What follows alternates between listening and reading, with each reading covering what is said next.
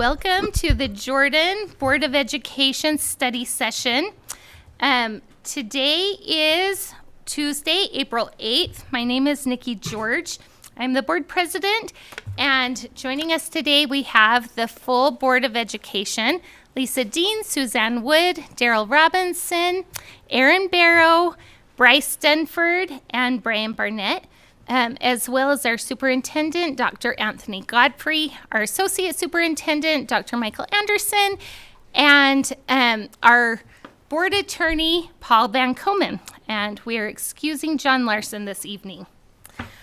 We are going to go ahead and begin this session with a discussion on the Portrait of a Graduate and strategic plan. We're grateful to have Education Elements joining us virtually today. And so we welcome Sarah Baver and Miriam Cohen, and we will turn the floor to them.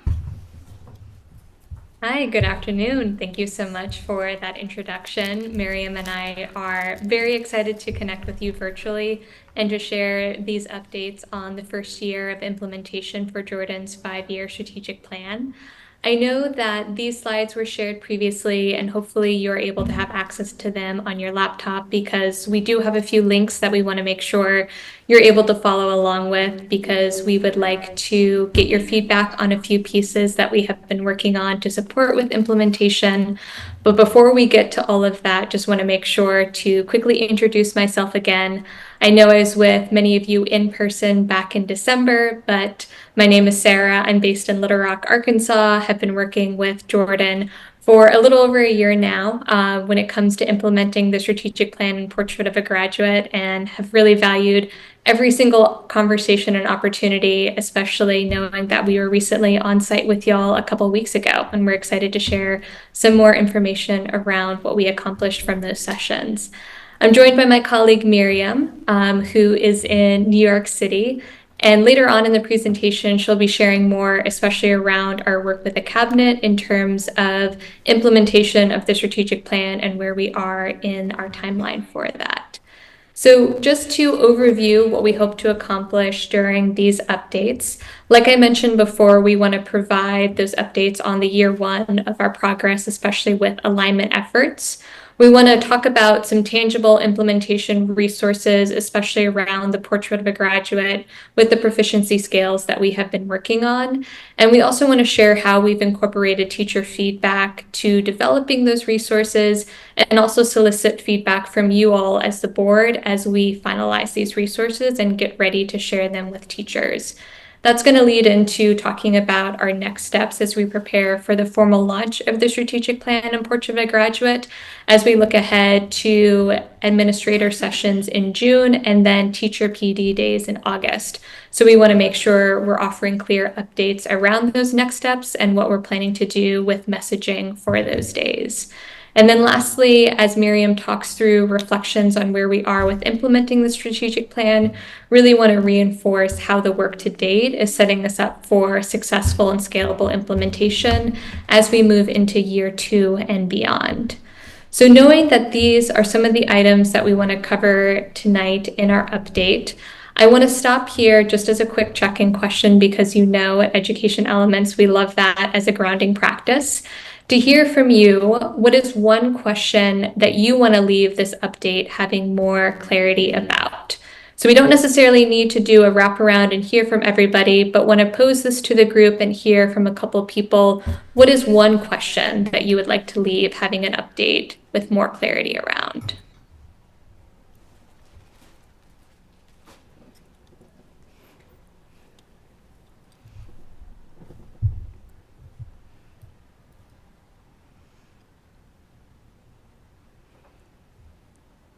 I think I am interested in leaving this meeting with a clearer understanding of next steps and our role in supporting those next steps.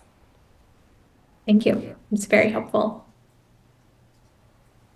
I second Nikki's question, specifically how Portrait of a Graduate will be implemented at the different school levels, like elementary and middle and high school. So, Excellent. Thank you. I'll chime in here.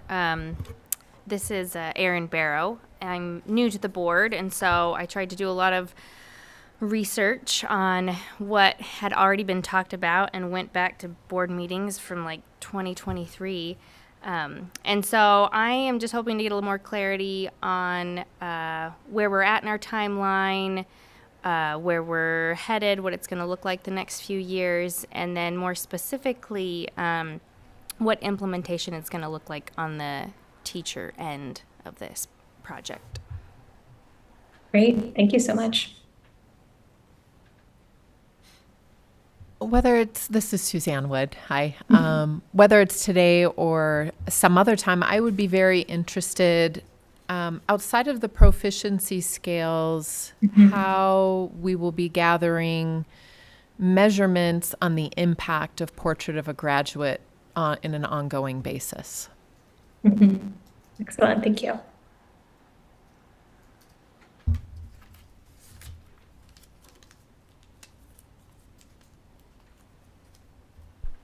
Pause here before I move on to the next slide, just in case there are additional questions we want to surface with having clarity about when we wrap up these updates.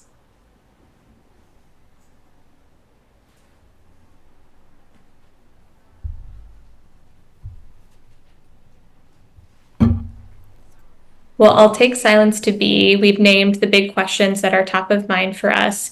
And one of the things that you voiced was around timeline. And so I want to start with this slide because I think it is very helpful to ground us in thinking about this being a 5-year process of implementing the strategic plan and knowing the Portrait of a Graduate is embedded into the strategic plan with our pillar around high quality instruction. And so when we look at this roadmap to sustainable implementation, what I really want to emphasize here is that the first year of implementation is really about alignment. And specifically, when I talk about alignment, the focus has been on translating the plan's high-level vision and pillar strategic objectives into very specific actions, metrics, and responsibilities. And so as we wrap up this work in the first year, our focus will continue to be on ensuring that everyone, from district leaders, goals, and the why behind the plan. And that connects to a lot of the work that we did last semester, especially in our various board retreats, where our priorities for implementation were around identifying those data sources that we would use to measure and track our pillars' impact metrics. And in the work that we did with the cabinet, identifying and establishing ownership so that every objective has leaders who are accountable for driving the work forward. And so when I think about the work that we did last semester and how we've picked up with our progress this semester, the big questions that we have been really asking are, what does success look like in each pillar of the plan? How will we measure that? And who needs to be at the table to make sure we're getting this right? And so this foundational alignment work that we focused on in year one has been really essential because it sets us up to now move with clarity and cohesion into year two as we think about acclimation, and then into year three and refinement, knowing that as we move into next year, we'll be able to start to look for those early signs of long-term impact as we understand this being a 5-year process. And so the headline, knowing that one of the questions was named around timeline that I want to offer, is this framing that Jordan is on track, building really strong alignment across the school system, and is really committing to get those details right so that what is communicated in the strategic plan really becomes sustained action and ultimately results for students. And as we talk about these updates, we'll provide more concrete and granular details around some of the things that you have named. But really, I want to talk about alignment specifically within the context of the 3 work streams that we've been partnering on this year.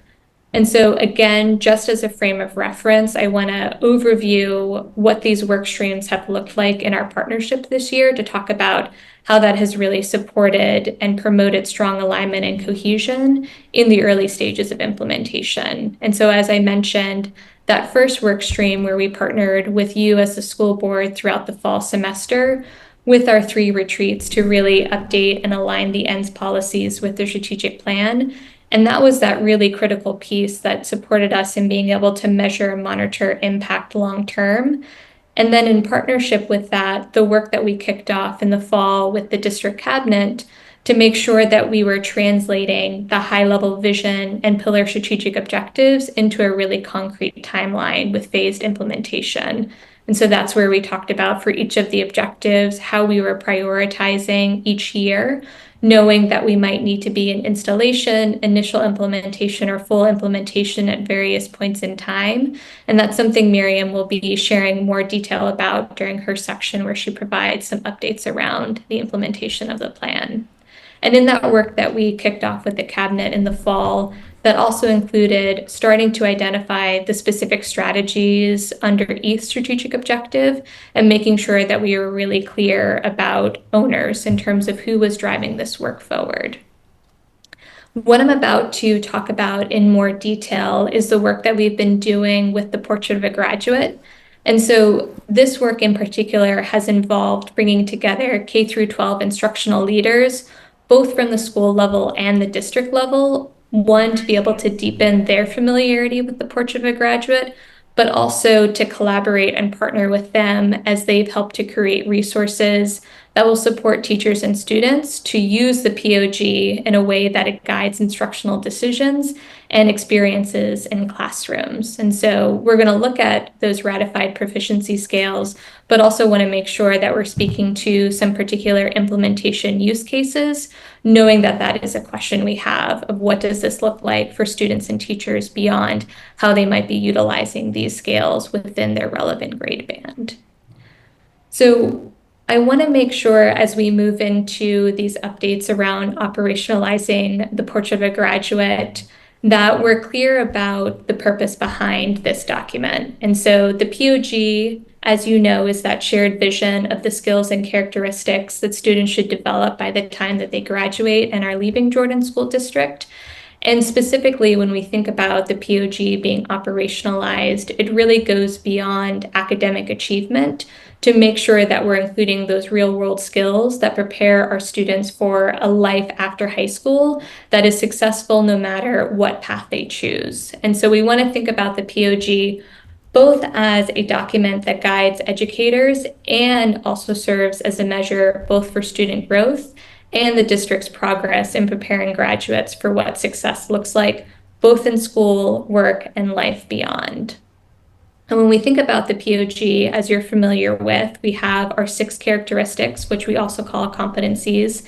So you might be hearing me interchange those two terms, knowing that they are synonyms. And so in this year one, where we focused on alignment, one of the priorities, of course, has been to share and build familiarity with these 6 characteristics, and knowing that we are creating that cohesion that is setting up for long-term success with implementation of the POG.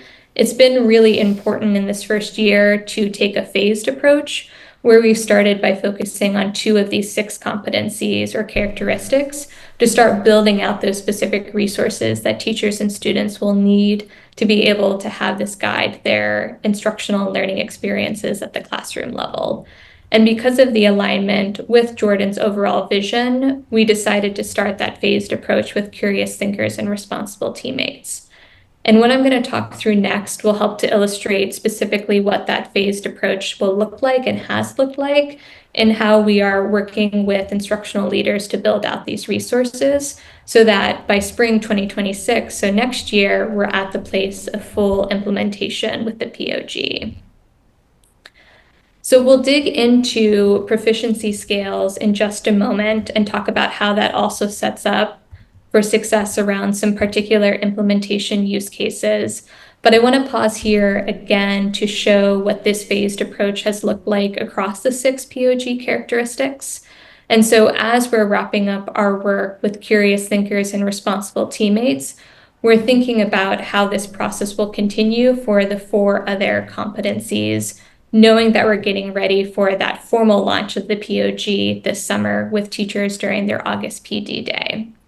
And so the work that we've done around curious thinkers and responsible teammates is very easily replicable, and we believe that the district is in a very strong place to continue that work for the final 4 characteristics denoting this color-coded legend where green represents creative problem solvers and engaged citizens, and yellow represents empathetic communicators and resilient lifelong learners, respectively. This type of graphic and illustration, I think, is really helpful for talking about this being a phased approach where we're able to, one, build familiarity across the competencies, but also making sure that we're going deep and have sustained focus in building a wealth of resources over time. And so this implementation timeline that you see here is an example of some messaging that we're also going to be sharing with teachers to help them understand what are the tight expectations as we move into next year with implementing the POG, and also where are we going over the next couple of years to make sure that this is fully realized. And so thinking of that, I again want to align and make sure that we have a shared understanding and definition of proficiency scales, knowing that proficiency scales aren't unique just to the POG, but also are a standard practice across the district.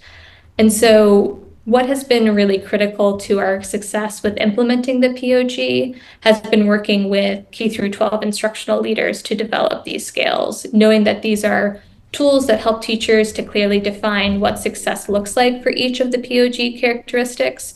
And going back to one of the questions that you named, really understanding what that looks like at the elementary, middle, and high school level.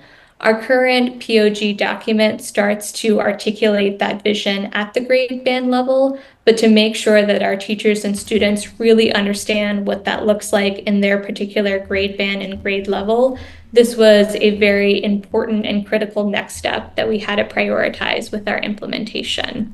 And so these example proficiency scales that you'll have a chance to look at in just a moment help to outline those key skills and dispositions that students need to be able to develop and describe that continuum of performance for skill progression, going from below proficient to highly proficient. And in just a moment, we'll talk a little bit more about why we've landed on using that particular language. And so we want to think about these proficiency scales both being a teacher-facing resource, so a resource that teachers are using to plan their instruction, to give meaningful feedback to students, and how they approach designing learning experiences. And we also want to think about them as a student-facing resource and a family-facing resource because they're establishing that shared language and they're helping students to take ownership of their learning by promoting their self-reflection and their self-assessment. And so specifically with these proficiency scales, we've done a series of 3 workshops with the K through 12 instructional leaders, again, who represent teachers and coaches at the school level and district level to create and refine these scales for the 4 grade bands with curious thinkers and responsible teammates. And what I'm going to share a little bit more about is around how we've also sought to gather feedback from teachers early on this spring semester so that we can make sure we have some opportunities for iteration and revision that are really specific to how teachers are planning to use these resources so that we know that the final ones we put out there are actually going to support teachers in this practice. And so in this next slide, I'm going to share a little bit more about how we gathered that teacher feedback and also what that feedback showed when we dug into the survey results. So just to overview what we learned from the targeted survey approach that we took is that we had a very intentional approach to make sure that we gathered meaningful input with a smaller group of teachers so that we could tailor our messaging really clearly. Knowing that we wanted to gather this teacher feedback because that would be really important to how we revise these proficiency scales, we also wanted to make sure that we didn't inadvertently miscommunicate anything about the expectations for implementation at this point in time with the POG. And so we partnered with district leadership to work with principals to identify that specific group of teachers across the 4 grade bands that we would ask to get their feedback. And so the way that this survey was set up is that teachers were asked to review one of the 2 draft proficiency scales, either curious thinkers or responsible teammates, within their specific grade band, and then share their perspectives. So they were asked a series of Likert scale questions, so rating from strongly disagree to strongly agree. And then we're also asked a series of open-ended questions around feedback they would give with this being student-friendly, accessible, and also thinking about implications for training and implementation, that we want to make sure we're both creating the resources and also the tailored messaging to be able to support. And so what you'll see on this next slide is a high-level overview of what we learned from that survey, but what we also have linked here on slide 13 is a more detailed, comprehensive analysis of that feedback, if that is something you're curious to dig into and see some more concrete takeaways. But to overview those high-level takeaways that we had, we identified two major strengths from the current drafts of the proficiency scale. So teachers told us that the proficiency scales were generally detailed enough that they could imagine them being helpful resources to evaluate where students are in their skill development and progression, and that the proficiency scales were generally written in such a way that they did not have large leaps in skill progression across levels. And those two pieces are really essential for strong implementation of the POG. We want to make sure that we have a really clear continuum of how a skill or set of skills are developed over time. One, to make sure teachers know how they can be designing and implementing learning that supports that, but also how they can be using these scales to plan for specific feedback and supporting students with their own self-reflection, knowing that the POG is a really important thing that promotes student ownership.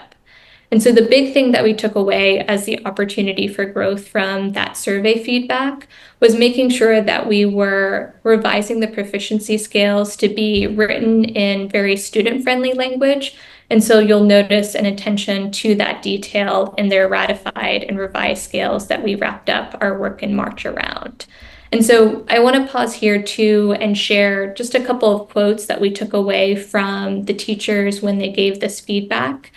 And some of the things that I really appreciated about this feedback is that they offered really clear reflections about how they can see these proficiency scales supporting implementing the POG in their classroom. And so one teacher named, for responsible teammates, it can be really difficult to teach students how to collaborate. And the responsible teammate proficiency scale for their grade band serves as a really great roadmap to help facilitate that particular skill-based instruction. One thing that we also heard from another teacher is that there's this belief that this will be a really good guideline for teachers to have when they're planning classroom activities, and that this can be a really great guideline for student reflection. And I want to read this last quote that I think is a great example of the type of planning that we want to make sure we're supporting teachers to do, which is thinking about how the POG is not something separate from what they're already doing, but is actually really aligned and integrated with their current curriculum and instructional practices. And so the specific quote that I'm thinking of is where this teacher said, "I was thinking through each of these proficiency scales as I read them, and imagined using them in my class in a variety of ways. Through the Wit and Wisdom curriculum, there are plenty of opportunities for students to work collaboratively, and they may differ in opinion, but using this learning scale as a guide for expectations for students as they are working will set the bar high and lead to a really great Socratic discussion." And so I think that quote really illustrates how this work around proficiency skills is really at the core of setting us up not only for effective implementation with the POG, but also making sure that really high bar of academic and real-world skill is being held for our students. So thinking of that, want to make sure that we align on language before we look at these example scales, because a big thing that came up also from the feedback we gathered from teachers and also in our conversation with the K through 12 instructional leaders we've been working with is making sure we're clear on the terms that we're using for this skill progression, especially how we're describing each level. And so there was this open question around, should we continue with the language that is used in our academic standards-based proficiency scales, knowing that we've used the word competency for POG or characteristic? Does that maybe lend itself to using a different set of terms? And so through the feedback we got from teachers and also our conversations with the instructional leaders we've been working with, we've decided to align the POG proficiency scale language around what is already being used in our academic standards-based proficiency scales. And that's what you see reflected here on this slide. So below proficient, approaching proficient, proficient, and highly proficient. And the big idea here is that this decision means that everyone, from students to teachers to leaders to families especially, will be using the same language when we talk about knowledge and skill progression, whether that is specific to academic standards or related to these real-world skills that the POG helps us to embed in our learning experiences. So knowing that that is a big part of Jordan's vision and is specifically named in the strategic objective under high quality instruction, we believe that it's really important to make sure we're using this language consistency and that we have this alignment. So in the example scales that you'll have a chance to look at, you'll see that language reflected throughout. And so thinking of that, I want to pause here, knowing that you do have access to these slides. This is on slide 15. I want to give you a chance to click through and see these ratified proficiency scales for curious thinkers and responsible teammates across our 4 grade bands, just to have some time to explore them. And because we really want to make sure we're incorporating your feedback, both in refining these scales and also preparing the messaging around how they're shared, want to pause here and also collect some feedback. So I think we can take about maybe 5 or 7 minutes just to explore these proficiency scales. And then on the next slide, we'll open it up for conversation around feedback that you have on things that you've seen or heard that you like, some wonderings and wishes that you have as well as we finalize these scales and get ready to include that in the formal launch of the POG in August.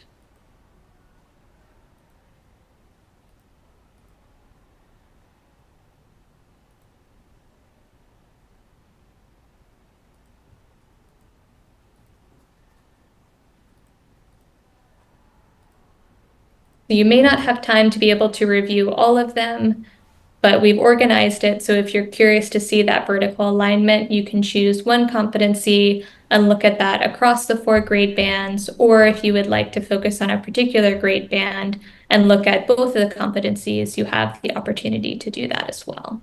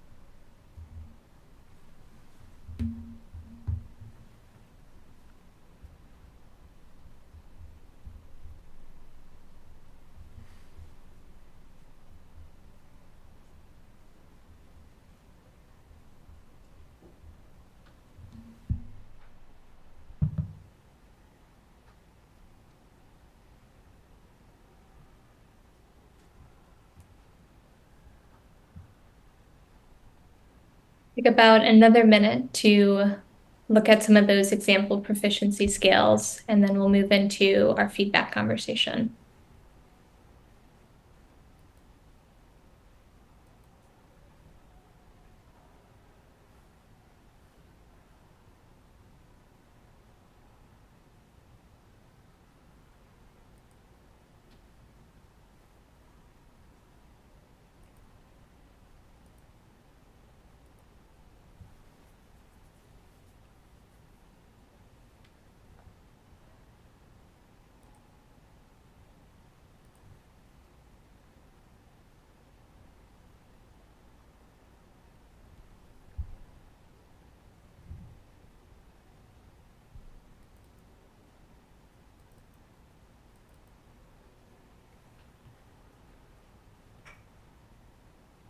So the framework that we want to use to gather your feedback is I like, I wish, I wonder, which is something that we've used in the past. And we don't necessarily have to go in the order of what you see here, but would be curious to open up and hear from you. What are some of the things that you hear or see in these proficiency scales that you like? What do you wish existed or could be possible? And what would you like to know more about or see as we continue and prepare for the formal launch of the POG? And as you're sharing, we'll take notes in the slide deck.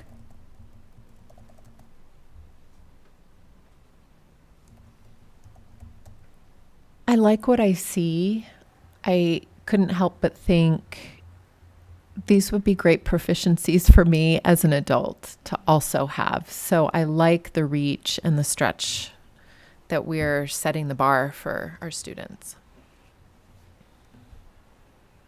I think that is a great connection to with the POG document where we have those example questions that parents and families can ask their students around the POG competencies.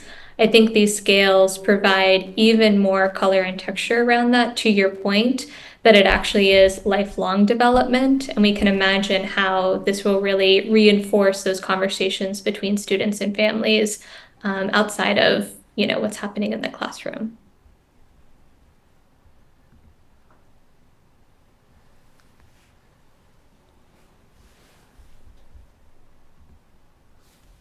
For the Curious Thinkers proficiency scale, the phrase credible sources is used a few times. Mm-hmm. And I guess I'm wondering how that is going to be defined. How do we identify a credible source from a non-credible source? That's a great question. And I think something that also speaks to how these proficiency scales will be integrated into how high quality instructional materials and curriculum are already being used.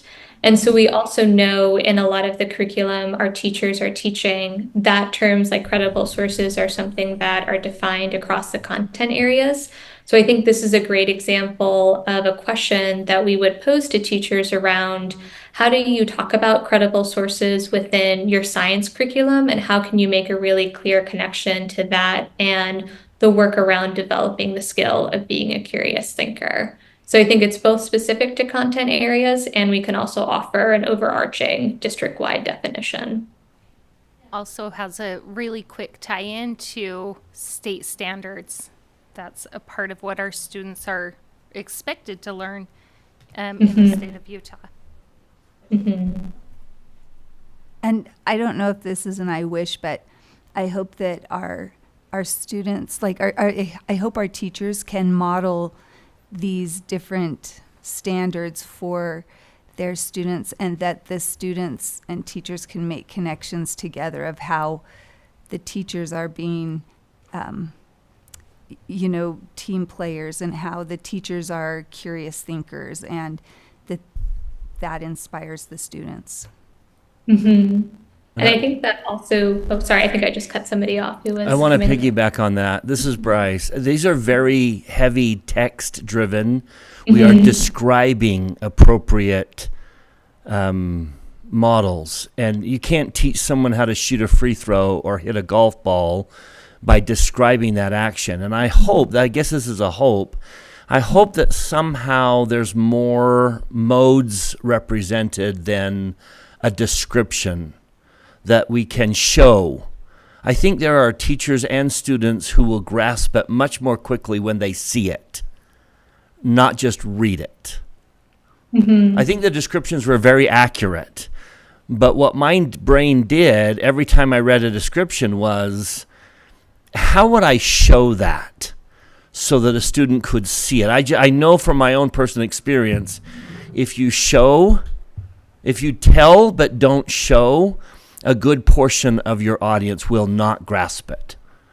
So we are telling, and we're doing a good job telling. I just hope at some point we get into the showing in addition to the telling. I think both of those comments illustrate so beautifully the type of framing and messaging we want to have during the August Teacher PD Day, where in sharing these resources, we're setting teachers up in their first few weeks of school, not only to offer a really clear definition of what this looks like, but start to do those practices around showing, when we talk about being curious thinkers, this is what it looks like at the beginning of class, or when we are working together in a group, these are the things that we want to be seeing, and supporting and also really celebrating students for demonstrating that. I know in our conversations with the K through 12 instructional leaders we've been working with, especially in our March session, we started to talk about some of those particular implementation use cases. A lot of schools already have the practice of highlighting characteristics and having that as a focus for a month, and really identifying students or examples where that is being illustrated. And so something like these proficiency scales can be easily integrated into those practices, where we can get a lot more concrete and specific about this, but also make sure we're reinforcing when we see that happening, that we're modeling it, and that we're also celebrating students when they're demonstrating it. Yes.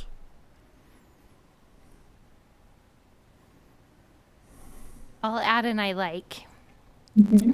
So I think I mentioned I've been at a conference this weekend, and we were listening to a speaker who talked about the way that education is changing. And one of the statements he made that really resonated with me was that gone are the days when educators are the conveyors of knowledge.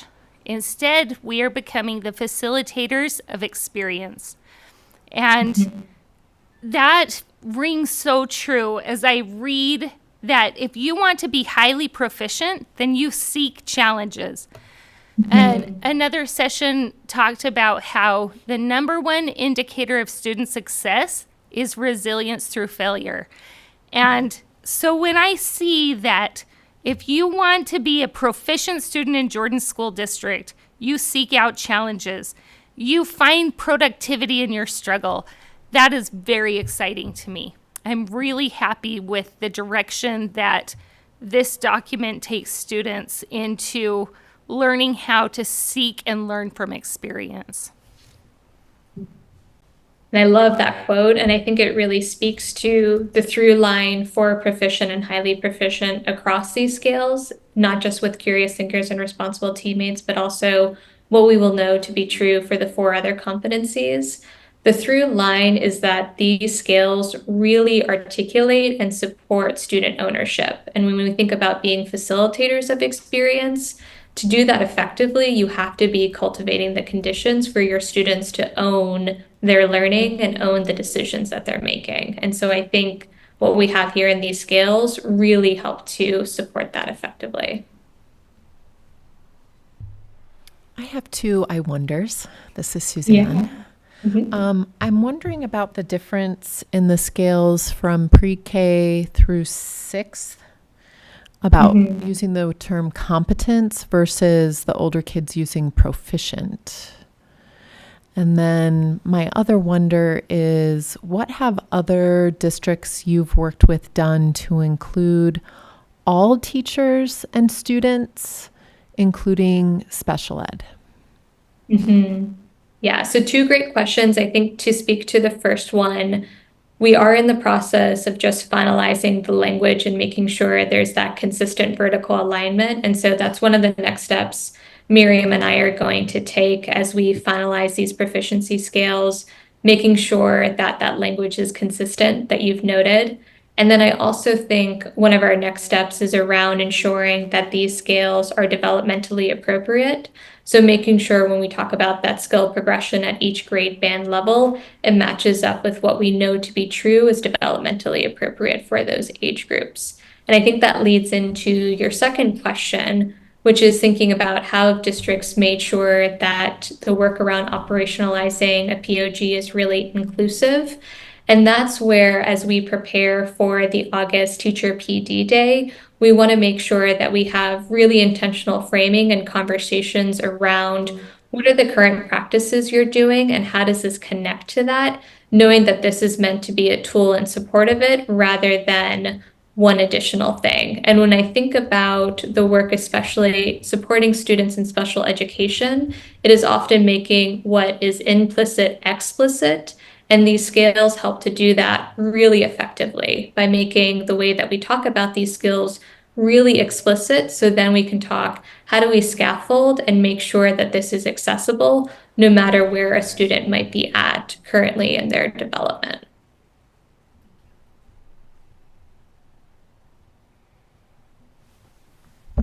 I got a wish, and please don't be offended, but No, you're good. my wonder, I guess, is why are you asking us?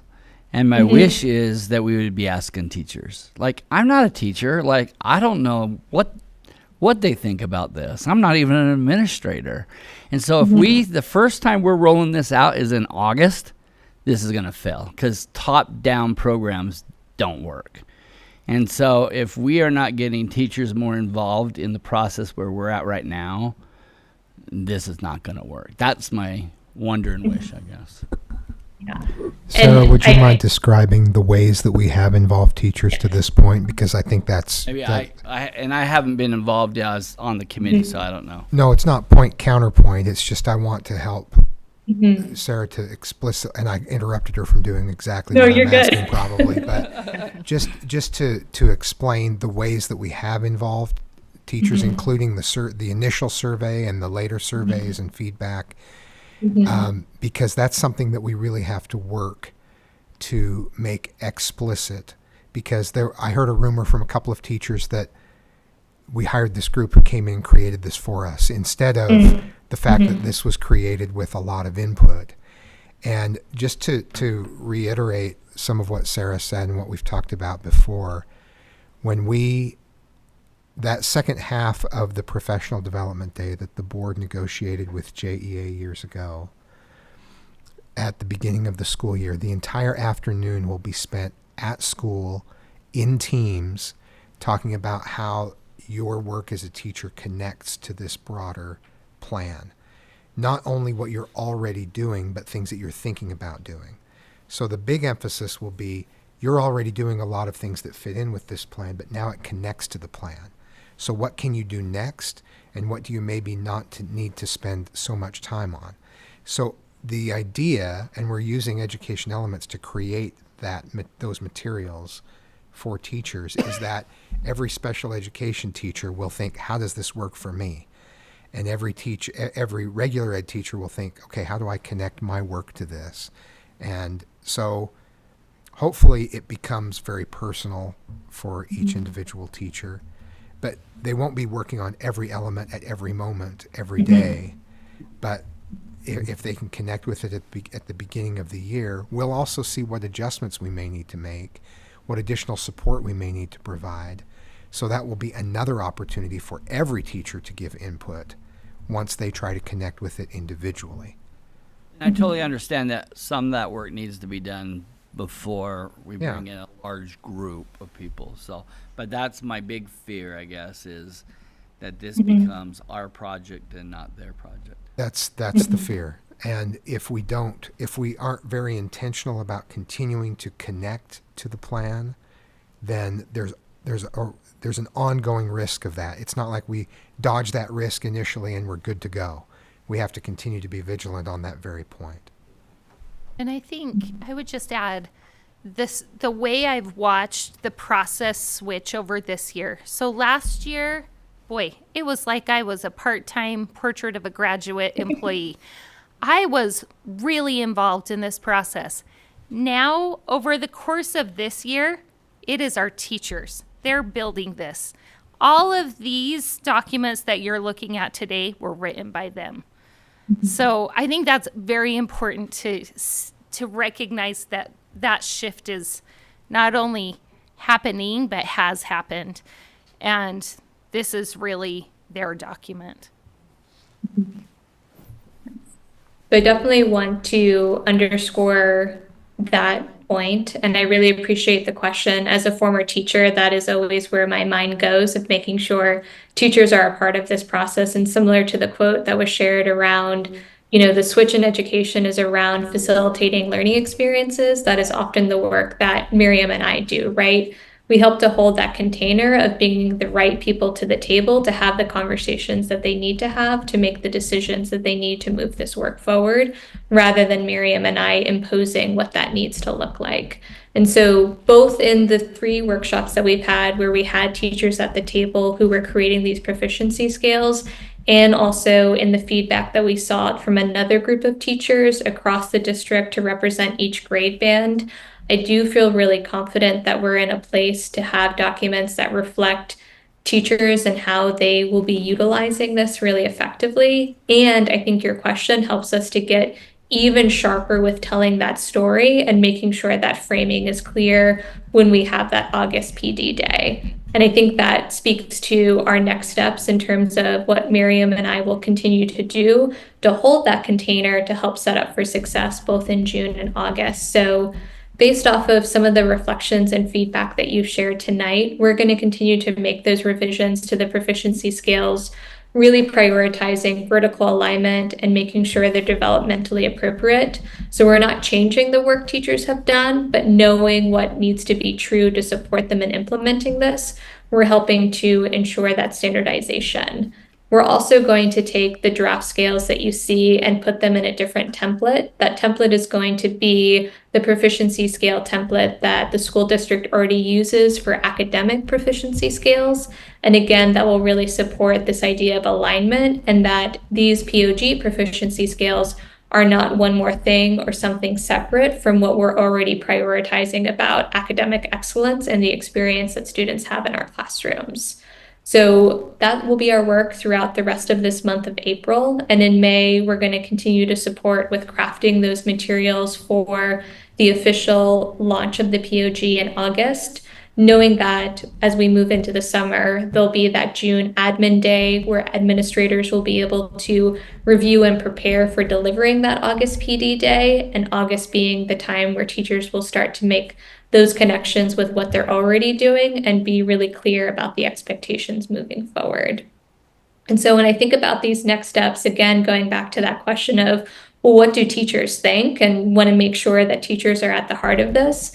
There's a quote that I read in the survey that we had asked teachers to weigh in on that I think really aligns with this so beautifully and speaks to a teacher perspective about their own experience, but also how they understand how their other colleagues might be experiencing this. And the quote is that the POG is not one more thing to add, it's relevant to what teachers are already doing. This needs to be the focus, seeing the relation between the POG and the curriculum teachers are already using. I think that many teachers will be open to learning more about the goals of the POG. They will just need to know this isn't meant to take more time, but be a part of what they're already doing to see how it all correlates. And I think that quote sums up so beautifully, especially with what Dr. Godfrey shared of what the focus of the messaging will be during that August PD day and how we're going to set up administrators in June to really lead that conversation with their teachers in their schools. Can I ask a quick question? Yeah. How were our teachers chosen to help with these documents? Is it just through the survey responses, or were there in-person groups or anything like that? Yes. So we had a series of 3 in-person groups. So one in October, December, and March. So we had 2 groups that were working across those 3 different days that we came together. We had an elementary group, so teachers and leaders from kindergarten all the way through 6th grade. And then the other group was secondary, so 7th through 12th grade. So again, a group of teachers and leaders that we worked with district leadership to identify who would be at the table for those conversations, people who were really invested and kind of early adopters of the POG that would wanted to help to craft these documents, but also people that really cared about going back into their buildings and having conversations with their peers so that they could bring that to the next workshop as we continue to refine these documents. And then we also worked with district leadership to identify a different group of teachers in January to take the survey and give us additional round of feedback that then were used in the March workshop to finalize the scales that you looked at today. Thank you. Mhm. So I know we just did a very deep dive on the Portrait of a Graduate in particular, and we know that the POG is a part of our strategic plan. I want to make sure that we have time to zoom out and talk about implementation for the strategic plan broadly. And so I'm going to pass it over to Miriam to share some updates around what that is looking like at this moment in time.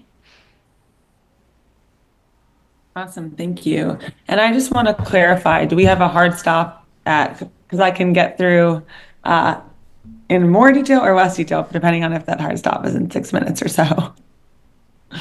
It would be ideal to be done around there, All right. but we're You not got going to it. stop you.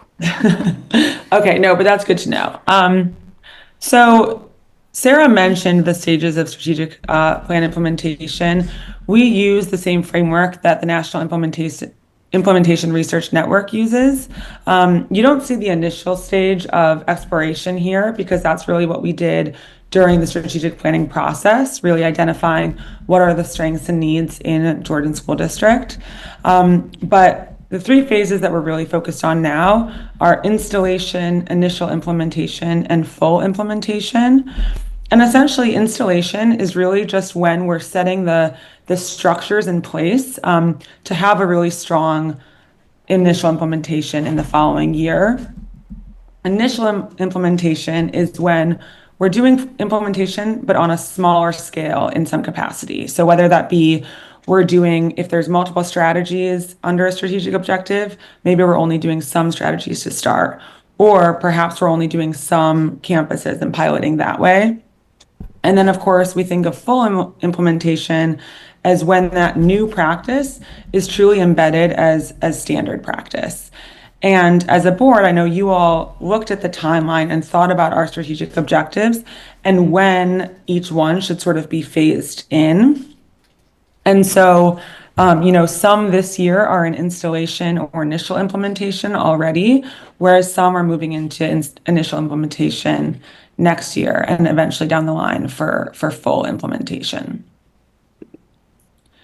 And so what we did is we met with the strategic objective owners within the cabinet for specifically the objectives that were in implementation this current school year. And so you can see those four here on this slide. And through those conversations, it was actually really great to be able to see just how much progress has already been made in these different areas. And even for the cabinet to be able to draw connections to here are all of the things that we're doing, and here's how it applies within the strategic plan. We can go to the next slide, Sarah. So we had those one-on-one conversations to really think about, okay, what's our kind of current state of those that we said would be in initial implementation this school year? And then we brought those conversations and those learnings back to our working session with the entire cabinet on March 27th. And during that time, what we did is we evaluated our current progress in more detail of those strategic objectives that we talked about in order to determine next steps. And then we also outlined strategies for strategic objectives going into implementation next year. So again, we had talked about in detail with the owners about those this year, but we spent a lot of the session on March 27th planning forward for next year and making sure that we were aligned on what is it that we need to do, what is it that we're already doing when it comes to trying to accomplish the strategic objectives coming up, moving from installation into initial implementation. And then we also talked about, which Sarah's referenced, multiple times, how do we want to communicate and launch the strategic plan and Pursuit of a Graduate with teachers in August? And so to do so, we planned for the admin sessions coming up in order to make sure that we equip principals with the proper context and materials that they'll need to launch the strategic plan and Pursuit of a Graduate on their individual campuses. So here, before I talk too much about what that launch will look like, I want to just show you an example of what I mean when I say that we drafted strategies within a strategic objective. So I chose this one in part because we've talked a lot about the Pursuit of a Graduate today. But one example of the strategic objectives in the plan is, we will prepare students for real-world experiences by embedding skills in Jordan School District's Pursuit of a Graduate in our instructional practices. But how do we make that really digestible for others? How can, when we present to teachers and principals, how can they understand what that really means in practice? And so we outlined with the cabinet what different strategies were occurring kind of within the strategic objective. And so you can see here, introduce the 6 competencies with faculty and identify what is already happening in schools. Where are those connections? Begin to socialize the understanding of the current 2 competencies that are basically finalized and some low lift strategies for schools if they'd like to use them. And then in connection with those high impact teaching strategies, teachers will begin to use those proficiency scales in instruction, eventually have a group of teachers pilot, and then ultimately it'll almost be a cycle in which we move on to the same proficiency scale creation and related practices for the other 4. So that's just a very nitty gritty of what it looks like to really flush out one of the strategic objectives. Okay, so I really did, Nikki, I listened to you. I got it done in You're very 7 impressive. o'clock. But so in June, principals will receive additional training and materials to prepare to launch the plan and the Pursuit of a Graduate with their teachers in August. And really, I think Sarah already highlighted this, but some of our main goals for those materials is we want principals and teachers to know the why, to be able to make connections to current practices, and to understand their role with implementing the strategic plan and the Pursuit of a Graduate. I know that Sarah mentioned before, but we really don't want it to feel like just one more thing on their plate, one initiative that's going to come and go. The reality is we want the strategic plan and the Pursuit of a Graduate to just provide more intentionality behind what they're already doing. And we think that by them being able to identify all of the practices and things that they're already doing in relation to the strategic plan and also the Pursuit of a Graduate, that'll also hopefully raise investment. And I didn't get to mention this, but we will also be having additional one-on-one conversations with the cabinet to continue kind of the work that we set back in March to finalize what are those strategies that we want to implement next school year, and then how can we measure their effectiveness. So that's where we'll be moving ahead of the launch with principals. Thank I you. know I said a lot there. Were there any immediate questions? Just to clarify, the meeting in June with the principals and training them on the material, will that be you guys as well as like cabinet members training them, and then they then take that training to their teachers? Is that how the process works? We will be, as cabinet, we will be working with the materials provided by Education Elements, because principals will be the ones who will be presenting. So teachers will be at one of 6 locations, or a speaker, one of 6 or 7 locations in the morning for a keynote speaker of their choosing. So we have a variety of speakers, as we've had for the last 2 years, that they'll choose in the morning. And then in the afternoon, they'll return to their school, which is something we haven't done for a long time with this day. And in the afternoon, the principal will facilitate the discussions. So we want the principals and assistant principals to be very conversant in what those materials look like and how that works.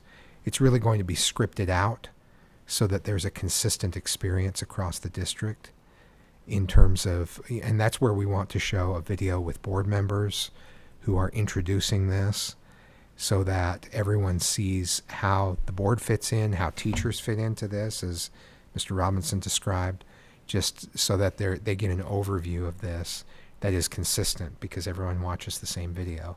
And then principals, to say script is overstating it perhaps, but a very closely curated experience for teachers to be sure that those discussions are being had consistently across the district. Thank you.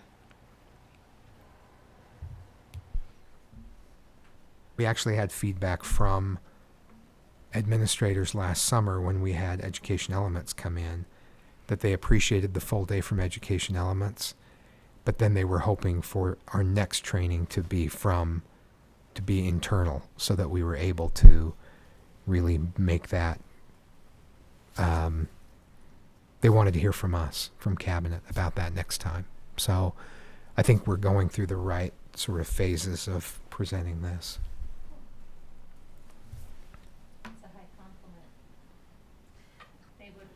Request that they hear from you guys, Oh, especially when their options are education elements. So that's true. They appreciated that. They just thought the next phase was to hear. okay, other questions? Right. Looks like you described it so well. We are okay. Thank you so much for visiting with us. We will invite Education Elements back to a board meeting in June. So this isn't the last time that we'll hear from them. And you can be gathering your questions between now and then. Great. Well, thank you so much. Enjoy the rest of your evening. It was great to Thank meet you. Bye. Thank you so much. Let's go ahead and move into agenda item B, a review of process for school land trust and Teacher and Student Success Act plans and approvals. Dr. Anderson. Thank you. All of you should have received an email yesterday with the information relevant to this item. All of our schools have completed their 25-26 TSSA and land trust plans. That's next year's plans. And the next step, they've already gone through the vetting process of the school community council that approved the land trust plans. They also give input on the TSSA plans. The administrators of schools over the relevant schools have approved them. My administrative assistant Nadine, who deserves a big shout out in all of this process, has vetted them as well, and checking budget codes, checking numbers. So you can, those types of details have been checked. Feel free to double check them if you'd like. I just wanted to let you know that the details on that have been scrutinized already. For the land trust plans, they've already been approved by the school community council, of course, and the signature pages are in there. There's a checklist of things to look for the land trust plans. That's because it's pretty rigid and stipulated by law as to what you can and can't have in the land trust plans. And there's an area that you can provide comments or notes if you'd like. If you have specific questions or concerns about a plan, it's probably best to note them in there, but also follow up with me specifically so that I can direct you to the right school and we can get it resolved. The same thing goes for TSSA plans. As a reminder, the TSSA plans, they follow a framework created by the school board in those three areas of coaching, professional learning, or a school-based initiative. So that's, all of the goals should be centered around those. School-based initiative is kind of a broader catch-all for the schools, but everything should still be centered around learning and what goes on in the classroom. Okay, if you have questions, please reach out to me individually. If you have concerns about any of the goals or the plans in the land trust or TSSA, don't hesitate to reach out. Just to note that you need to do your schools and then one other precinct. And those have been precincts. Thank you. Yeah, great reminder. Those have been assigned. You've got all of your own schools within your area, as well as one other board members, and you should have received that other board member's thing, so you know who those what your assignment is on that. And then, if all goes as planned, 2 weeks from tonight in a general session, we'll be approving those items. They'll be on the consent agenda unless you stipulate otherwise. Any questions there? A couple years ago, we had a rubric for new board members, kind of as a, here's what you're looking for. Can we pull that up and send that out? I think that might be very helpful, just to say, here's kind of what you as a board member are looking for as you review. Do you remember that rubric we created? Yeah, we may have incorporated that into the checklist and the feedback, but let me see what we sent out a couple years ago and see if it's different than what we've incorporated into that. And certainly I've talked with Ms. Barrow and Ms. Wood already as well. And if anybody has any questions, because this is, I just remember that was very helpful. Yep. Just kind of a, hey, here's what you're looking for as you reviewed these. yeah, we'll look at that, and if it's different than what we've already included in there, I will certainly do that. Thank you.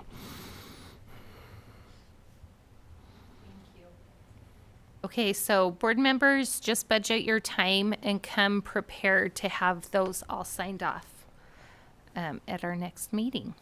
And by sign off, there is a doc in there where you can just initial it so that you can see that it's been done. Literally signed off. Yes. So, great. Let's go ahead and turn the time to Dr. Godfrey for a discussion on some proposed changes to policies AS 67, discipline of students, AA 418, discipline of students, staff responsibilities, and DP 378, employee code of conduct. Thank you. These three policies are policies that I discussed with Mr. Barnett. And our discussion, he's referenced it in previous board meetings where the board talked about a priority for classroom management and helping support with behaviors. And he's taken a close look at state board rule and the law and the Constitution. And we met, had long discussions, and I've talked with special education staff. Of course, all behavior is not related to special education, but there's a component there sometimes depending on whether a student is on an IEP. And these three policies need to be updated to reflect the law, board rule, and our current practice. And Mr. Barnett has pointed out to me that it's important to make it clear what teachers can do, and there's confusion around that, and then what they should do. And we also talked about what can be done to keep teachers from having to make those choices in the first place by helping, if we provide support to teachers on how to structure class, how to meet the needs of students, and how we can come in when there are more severe circumstances, we can assess how we can help. Kindergarten students, first grade students who are just coming into the system, students who are new to the system, these are areas where we need to concentrate support. So we will be bringing back draft language with really minor updates in terms of the number of words we're changing, but major updates in terms of providing greater clarity around a difficult issue. This is one of the thousands of decisions that teachers have to make every day. That's only one of the reasons that it's exhausting at the end of a day of teaching, because you're deciding, okay, what do I do about this behavior? How do I address it without giving too much attention to negative behavior instead of giving the attention to positive behavior, for example. So I'll be bringing back a draft that changes the language in these three policies, and I've appreciated our deeper discussions that have tapped into the priority that has been set by the board more broadly. As an extension of these changes, then, it's our intention to provide video training for all teachers at the beginning of the year on what they can and cannot do, what they should and should not do, and on what can be done to prevent situations where behavior or feelings have escalated. To Mr. Dunford's earlier point, we want to show what that looks like in the video as opposed to describing it. So the policy is the necessary description, but then showing beyond that, I think, will be really instructive. And we'll work with administrators and our specialists to produce a video that really hits on the common behaviors and the common concerns. Also, because of funding the board provided, we've been able to greatly expand the number of teachers who are able to be part of the ETT, which is individual teacher training. The PBIS is school-wide system, and ETT gives individual teachers the opportunity to be trained on how to set up your classroom, how to respond. So the policy change is one component of training, which Mr. Barnett suggested, and I think it's a great idea, and staff are supportive of that. And so changing policy, providing training, providing a video for all teachers, and I know we're talking about MTSS and PBIS and possibly expanding that. So that's where this fits in with everything else. We'll bring that language back in our next meeting, and ideally that's approved with a couple more meetings in May, and then we can move forward with training materials over the summer that we can use as we launch the school year. Plan is to have them ready for fall rollout. Right. And if we can bring back a draft in our next meeting, then we have a couple of meetings in May to discuss that.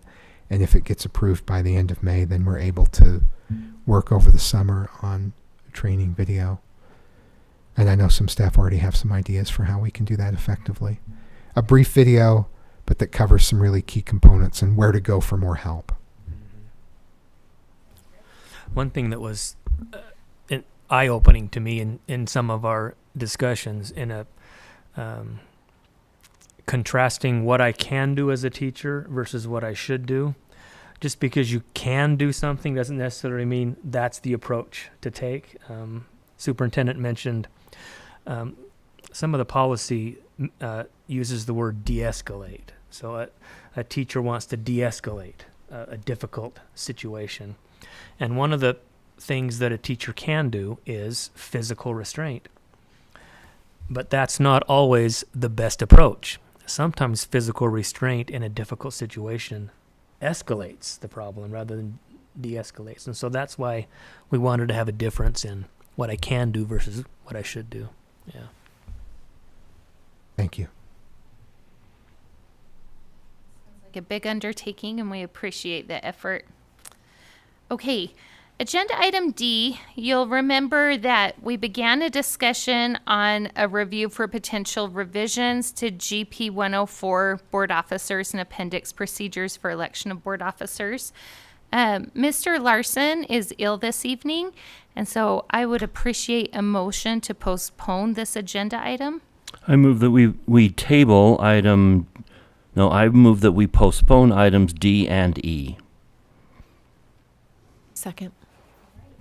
We have a motion to postpone items D and E for a prior board meeting, motioned by Mr. meeting? Dunford.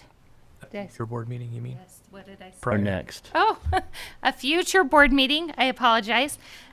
Motioned by Mr. Dunford, seconded by Ms. Woods. Is there discussion? I was just gonna add F. I'm not ready to report on the school board. I still have jet lag and haven't looked through my notes and prepared that. So I would much rather And that's 50% of the people that went. 50%. I could do it tonight, but you're gonna get, hey, I went to Atlanta. But And there was not a tornado, although there was a watch. yeah, I felt like it was a tornado. There was a ton. I learned a ton, but I would rather put it in a meaningful way.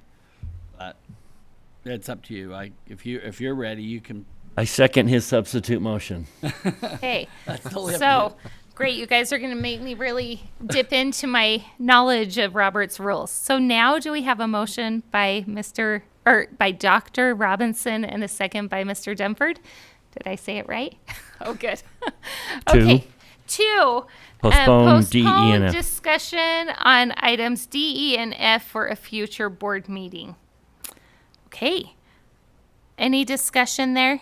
I did get in at 2:30 in the morning. I was at work at 4:30, so that was quite a fun ride. For anyone else was a that great wasn't class. superhuman, that would have been horrible. But Dr. Robinson, as we know, doesn't need sleep. Luckily, my students were more tired than I were. So you slept more than normal, in other words. It was about the same length of time that Dr. Godfrey sleeps. It was the most adventurous return I've ever experienced. I will add that. Yeah, for sure. Okay. No other discussion? Okay. All in favor, say aye. I And any opposed, say nay. Right, that motion carries. We will pick up on those agenda items in a future board meeting. All right, let's go ahead and move in just with a reminder that we do have public comment on fees at 5:30.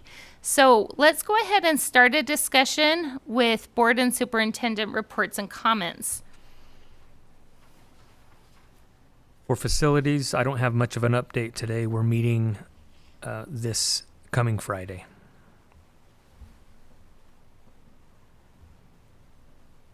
And finance meets next week. Government relations is meeting tomorrow.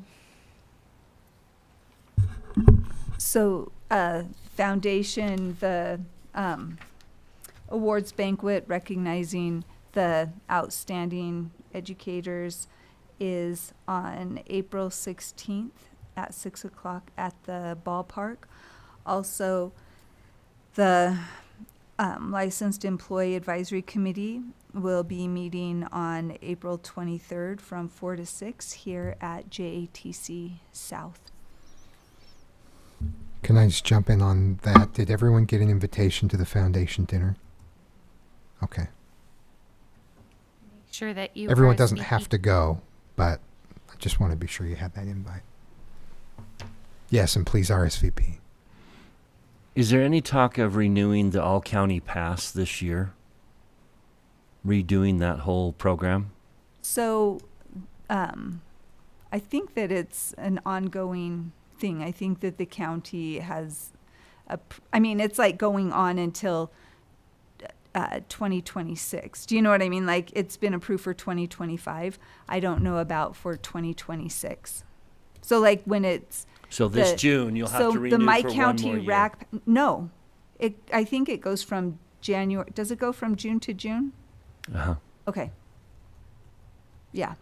So. Okay. Great. It's been an absolute blessing to a lot of people I know. That's what I've heard too. And I have not been to, I've had a lot of conflicting things, and our meeting this month that is tomorrow that I could go to has been canceled, so. So.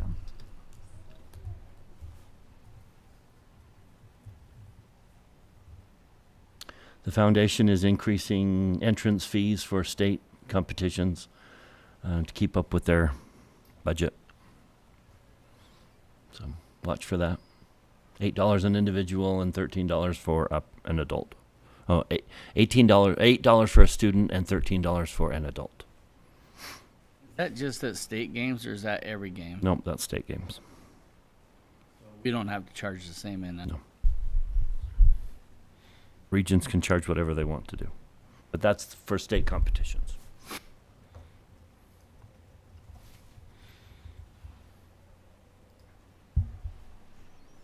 And anything specifically on JPAC-LEAC as we're getting closer to those dates? All the notices have gone out and whatnot? Gone out for We'll send a reminder out this week.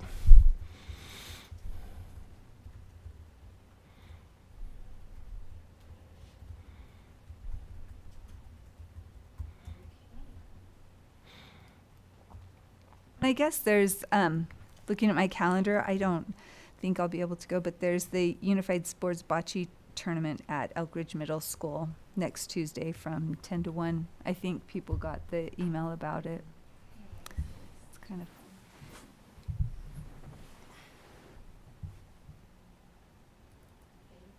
I think I've reported this already, but JLC is has a couple of meetings coming up where we'll be able to work on the 2026 legislative session. The feedback that they've received at the spring regional meetings will be the jumping off place for that.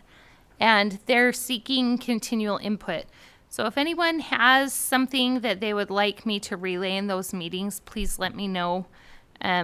They're April 18th and May 16th are the next two. And those will prepare for the draft that's presented at the pre-delegate and delegate assembly June 6th and 7th. And then more information will be forthcoming, but the Leadership Academy this year will be held at in Bryce Canyon. I know we've typically been at the Zermatt. This is a little bit of an adjustment. Those dates are September 25th through 27th. And for those that haven't been around for a Leadership Academy, we generally are given a number of seats that we can use in those conferences. So I'll come back with that as it rolls out. I have a meeting in the end of April, and I imagine that's where some of those details will get fleshed out.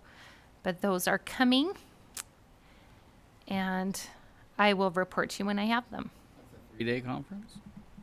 It's, yeah, yes. Well, like Oh, there's sorry. the golf I was thinking of tournament the other is one. usually one day, and is We what it seems have like. had, I don't know what, Like for 3 hours in a morning or something like that. But it's I think usually a it Friday, was- Saturday. so I think they usually have like an opening session. You just have keynote that first night. It doesn't start until that evening, and then, yeah, I don't know. Similar to Maybe this- it's an adjustment. Again, I haven't gotten lots of details back on that. Just kind of save the dates for everyone. You can keep those in mind. Yeah, I think the rest of this, USBA, Lexi spoke out against the proposed DEI resolution from USBE on Thursday, which that resolution did not pass. So just a good example of what USBA is doing to advocate. Okay. Any other reports?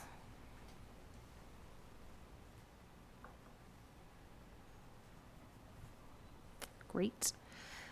All right. We have like 5 minutes. There's nobody signed up yet for public comment on fees, but we did that a time short at 5:30. So we could take like a 5-minute break. Okay, Okay, go ahead and take a break. great.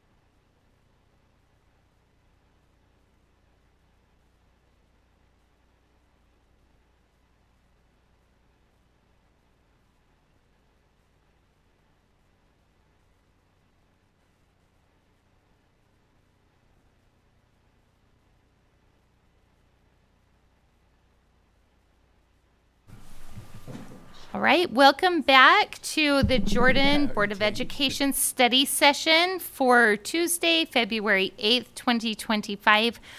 All board members are still present, as well as our superintendent, associate superintendent, and board attorney. At this point, we have scheduled public comment on fees. We have no one signed up to speak and no one in the building to speak. So, I move that we adjourn. I'll second. all right. We have a motion to adjourn and a second. All in favor say aye. Aye. And any opposed say nay. All right. A world record has been met in Jordan School District. We are adjourned at That's a plaque. We need a 5:34. plaque somewhere on the wall. Nikki George, first I board don't president to get out at 5:30. I really don't think I can take it.